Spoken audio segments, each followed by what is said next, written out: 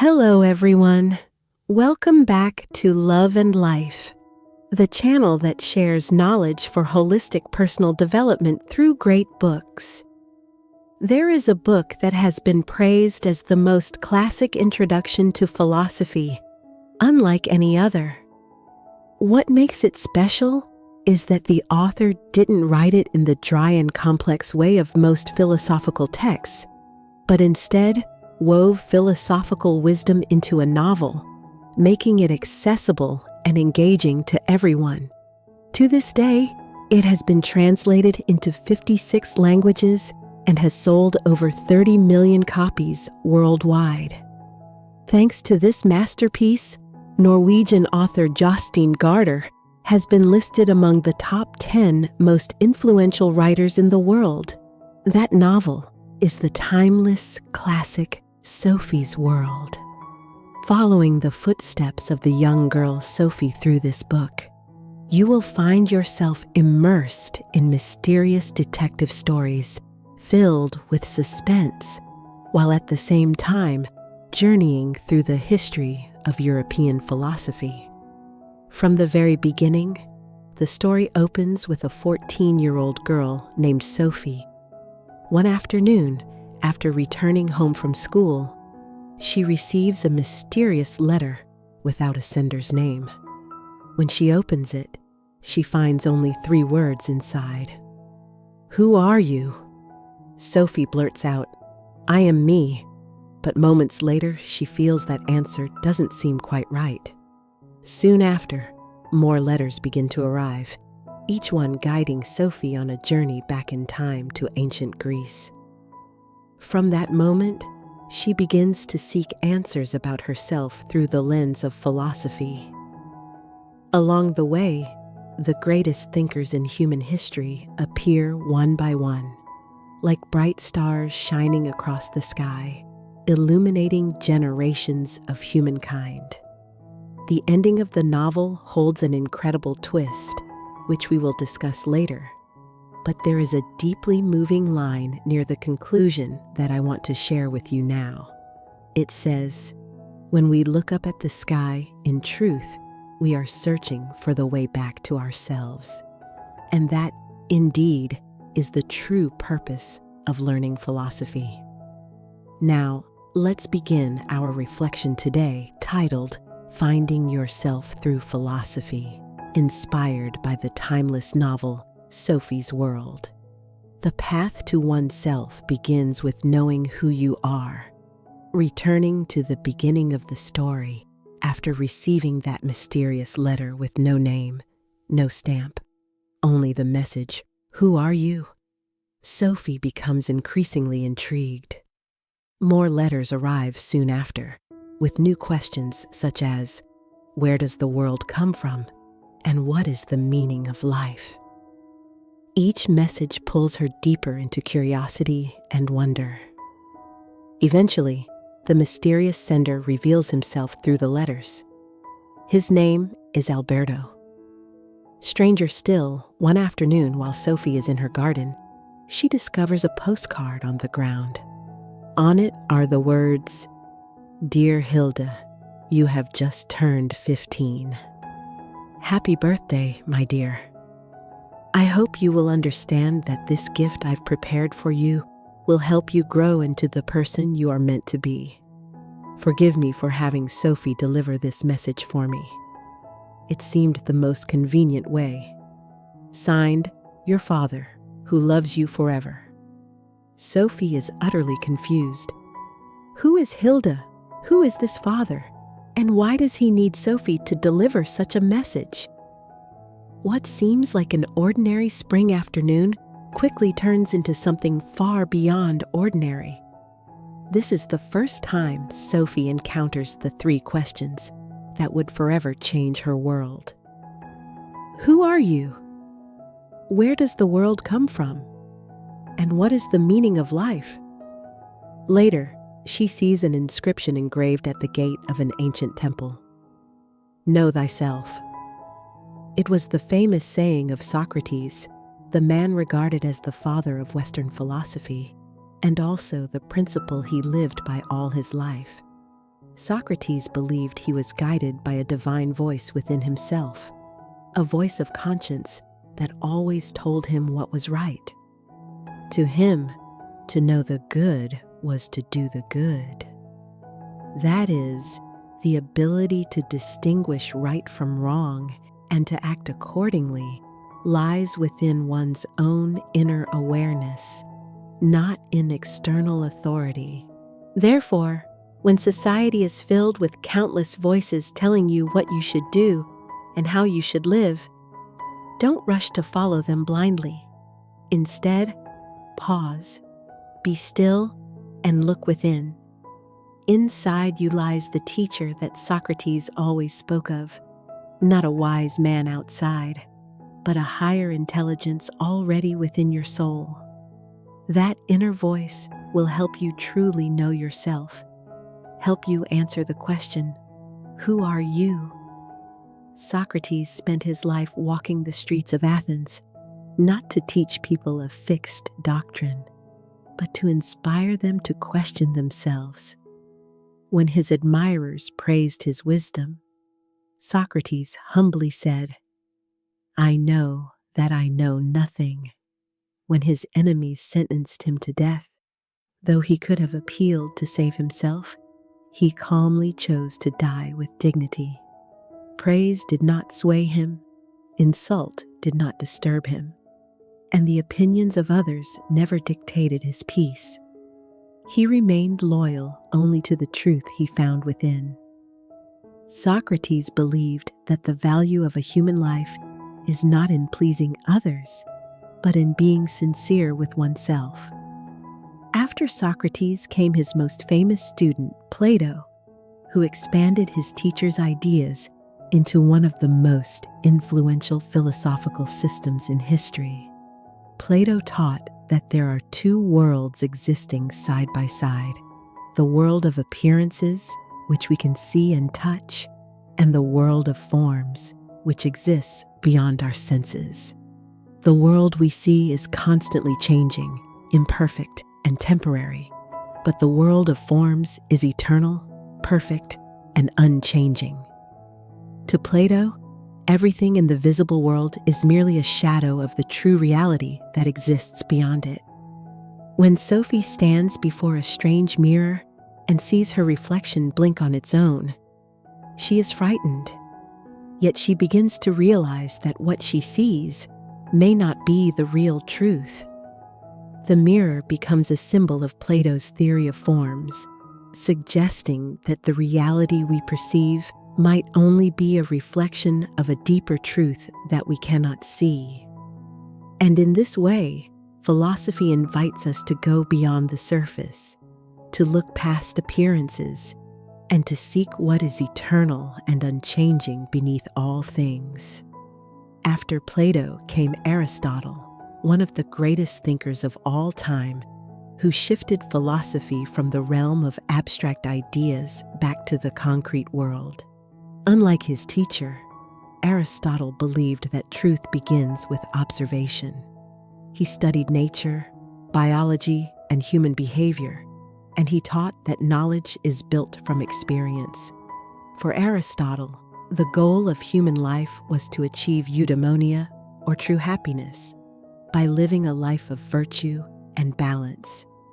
He believed that every action should follow the golden mean, the balance between excess and deficiency. This concept of moderation became a timeless lesson, that happiness is not found in extremes, but in harmony. As Sophie continues her lessons, she learns that philosophy is not just about thinking, it is about living. It teaches us how to question, how to seek truth, and how to find peace in a world full of contradictions. Later, Sophie's mysterious teacher Alberto begins to guide her through the history of medieval philosophy and the Renaissance. During the Middle Ages, the light of reason was overshadowed by theology.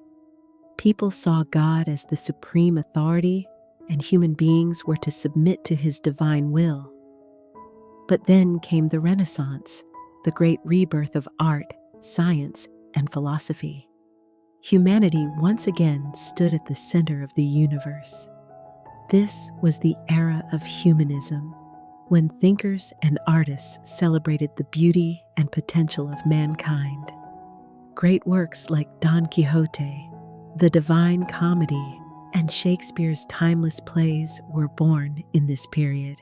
The Renaissance reminded humanity that to know the world, we must first know ourselves, and that the divine spark is not far away.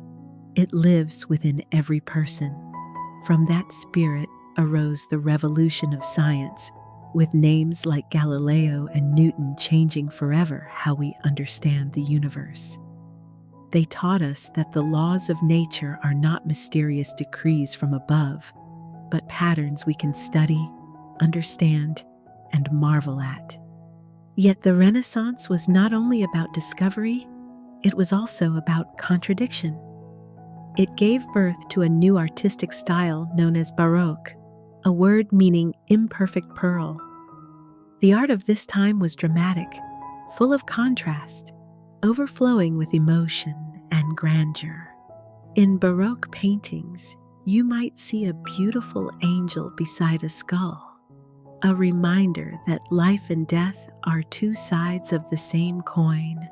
This philosophy, expressed in art, echoed through the Latin phrases carpe diem, seize the day, and memento mori, remember that you will die. Only when we truly remember our mortality can we cherish the preciousness of life. As Sophie reflects on these lessons, she begins to think of her own grandmother who has passed away. She understands now that life, though fleeting, is sacred. We come into this world, meet one another, walk together for a short while, and then we part, vanishing as suddenly as we appeared. Life is impermanent, ever-changing, and every soul's journey is but a temporary stay in this vast universe. Many people, however, never face this truth. They cling tightly to possessions, to success, to things that are destined to fade, and they suffer endlessly because of it.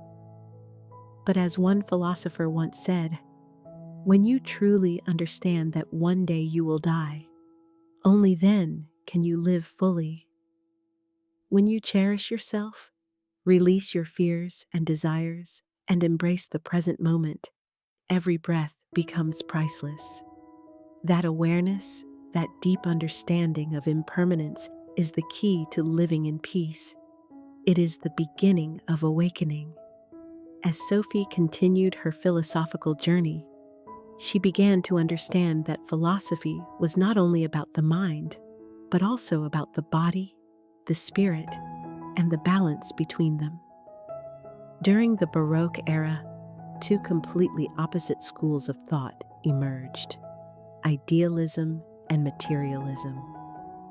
Idealists believed that life itself possessed a noble essence, while materialists claimed that everything in the universe, including human consciousness, arose from physical interactions and sensory experiences.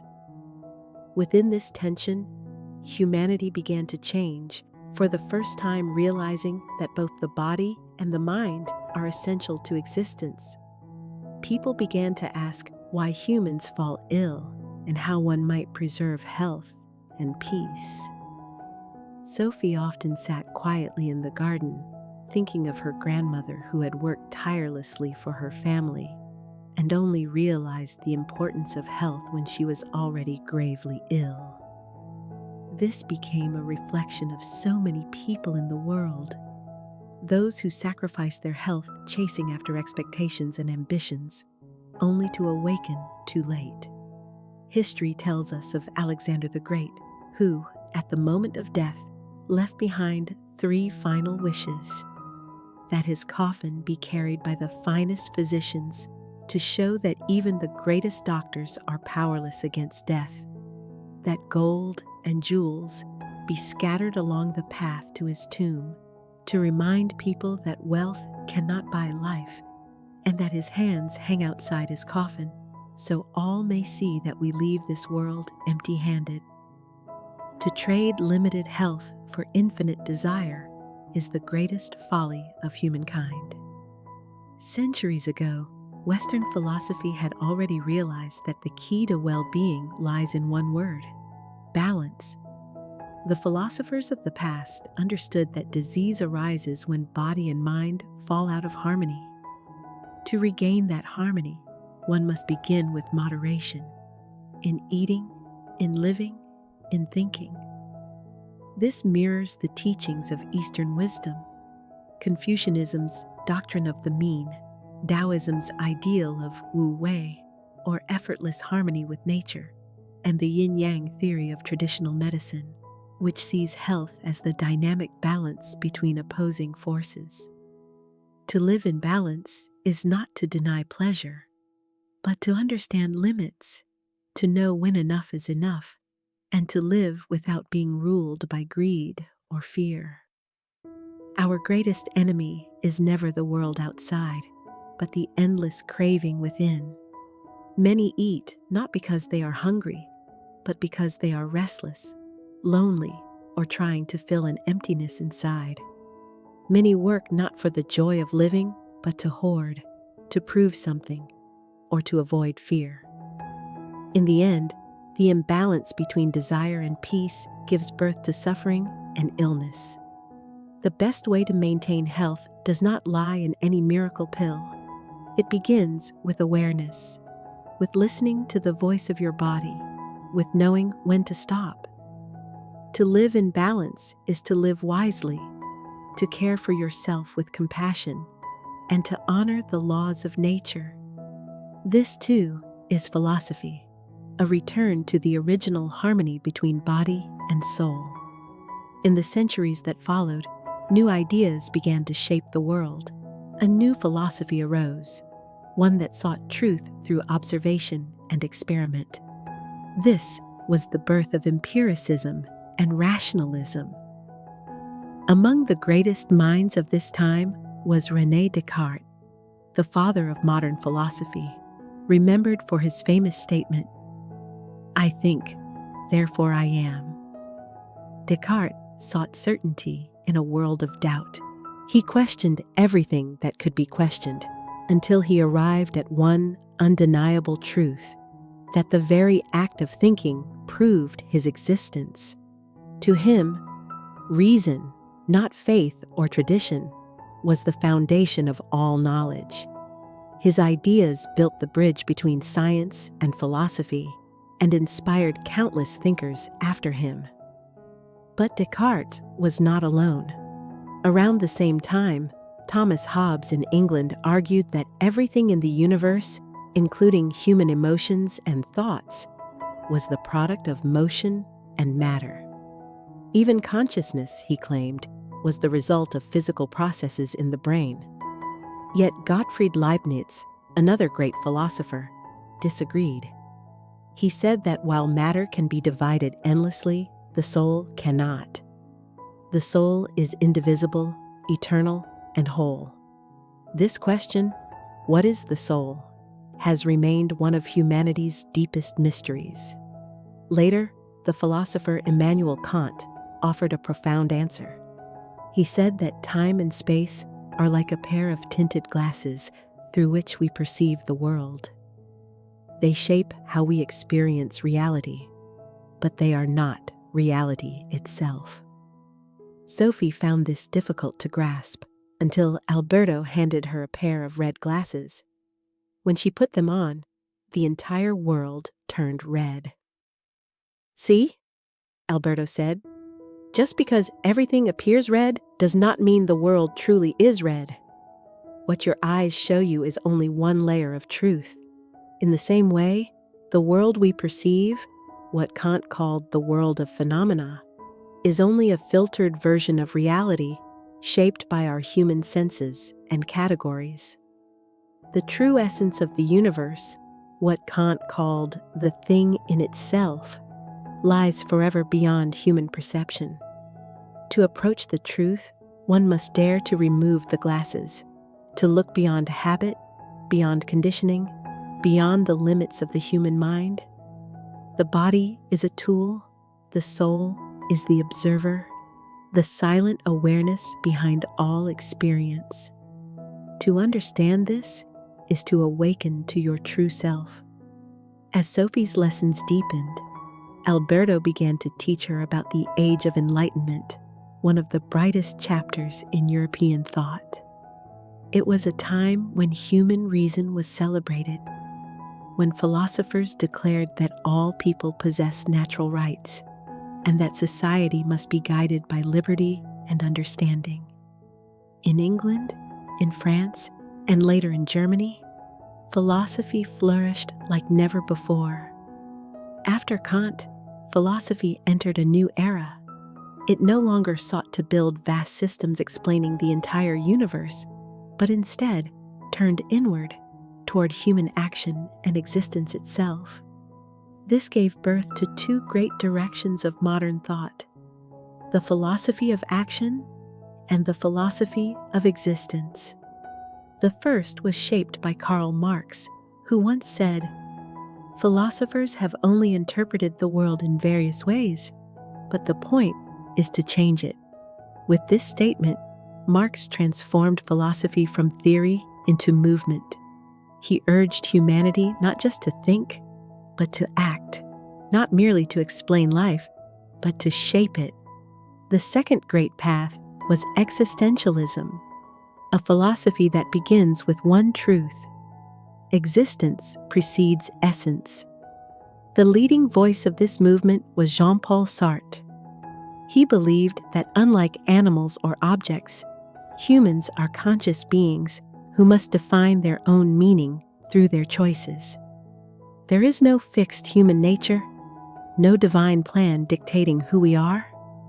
We are condemned to be free, Sartre said, because freedom demands that we take full responsibility for every decision we make. To exist is not simply to live, but to choose, to act, and to create meaning even in an absurd world. Sophie listened in awe as Alberto explained that the essence of existentialism lies in courage, the courage to live without a script, to face uncertainty without retreating into illusion. She remembered Kafka's Metamorphosis, the story of a man who sacrificed everything for others and woke up one morning transformed into an insect. To many, it seems like a tragedy, but existentialism teaches that such a story is not about despair, but about awakening. It reminds us that even in the darkest situations, we still possess one freedom: the freedom to choose how we respond, the freedom to be true to ourselves. As Sophie absorbed these ideas, the world around her began to twist and blur. Strange things started happening again. The postcards from Hilda's father kept arriving, describing every step Sophie was about to take, as if her life were being watched from afar. Confused and frightened, Sophie and her friend Joanna decided to return to the little red house by the lake to uncover the truth.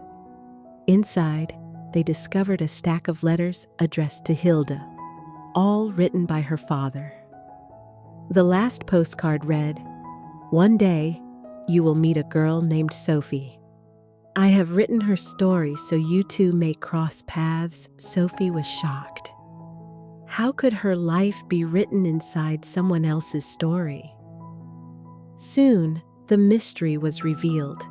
The real Hilda, a 15-year-old girl with golden hair and blue eyes, was reading the very book called Sophie's World, a birthday gift from her father, a military major stationed far away.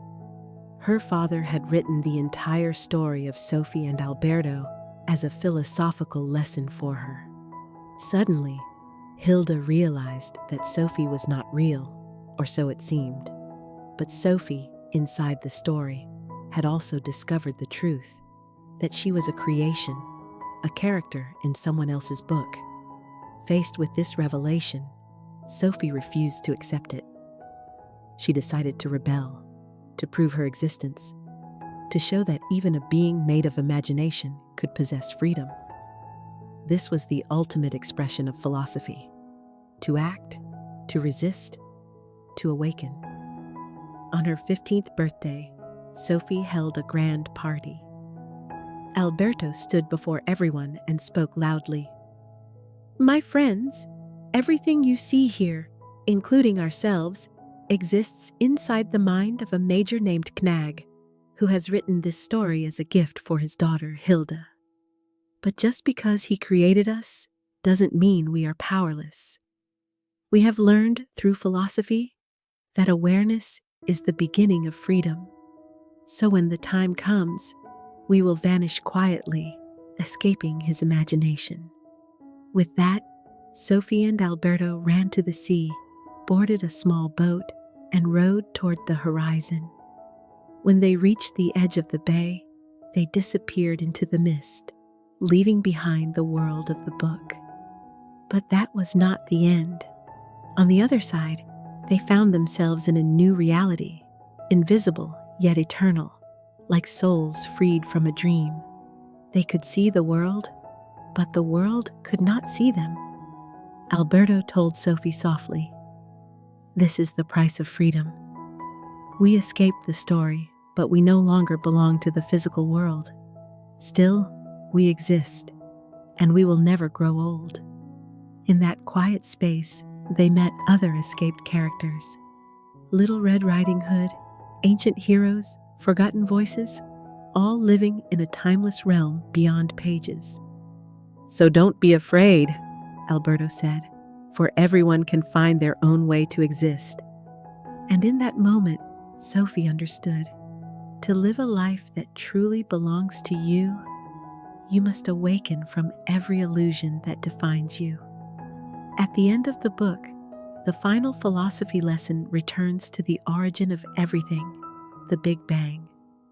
Alberto explains that 15 billion years ago, the entire universe was condensed into a single point, smaller than a grain of sand. Then, in an instant, it exploded, giving birth to space, time, and all existence. "So," he said, "when we look up at the night sky, we are not just gazing at stars. We are looking for the way back to ourselves. Because we, too, came from that explosion. We are the universe made conscious of itself." Once, Hilda's father controlled Sophie's world, but now Sophie had broken free. She had found herself, and in doing so, she could now touch Hilda's world in return. One evening, as Hilda and her father watched the stars and talked about the Big Bang, Sophie appeared in their dimension for just a moment. She lifted a wrench, tapped Hilda gently on the forehead, and both father and daughter gasped. For an instant, the two worlds seemed to merge, as if imagination and reality had touched. Perhaps you have felt something like that too, a strange sound, a flicker of light, a sense that something unseen is near you. Don't be afraid. Maybe it's a sign that another version of you, in another world, is reaching out, reminding you that existence is more mysterious than you think. The story ends with a question, the same question that began it all. Who are you? It echoes like a whisper across time, reminding us that the self we cling to is not the ultimate truth. The ego is only a temporary mask, a form that changes with life's seasons. To know yourself, you must look beyond what the eyes can see or the mind can name. The journey of philosophy is the journey home, to return to your own being, to the awareness that observes all things, yet remains untouched. Perhaps one day, like Sophie, you too will awaken and realize that the entire universe has always been whispering one truth, that when we look up at the sky, we are, in fact, searching for the way back to ourselves. Reading Sophie's story, we come to realize that philosophy is not just about theories or ancient thinkers. It is about life itself, about understanding who we are, where we come from, and how we should live. The question, "Who are you?" is not meant to be answered once. It is meant to be lived every day with awareness and honesty. When you stop chasing definitions from the outside and begin listening to the quiet truth inside, that is when you begin to find yourself. So many people live their entire lives trying to meet expectations, trying to please others, trying to become what the world wants them to be, yet they forget that the greatest wisdom is to return home to their own heart. To know yourself is not arrogance, it is freedom. It is the courage to accept imperfection and still move forward with love. Every experience, every pain, every joy is a lesson guiding us back to the same place, to the center of our being, to the calm observer behind every storm. And perhaps that is what Sophie's world was always trying to tell us, that awakening begins not with grand ideas, but with a simple awareness that we are alive, thinking, breathing, and capable of choosing meaning in every moment.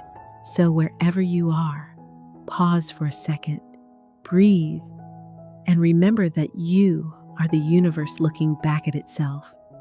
The journey to find yourself is not about becoming someone new, but about remembering who you have always been. Thank you for listening. If this story touched you, share it with someone who might need it. Don't forget to like, subscribe, and ring the bell to join Love and Life each week for more journeys of the soul. And until next time, stay true, stay gentle, and always, always be yourself.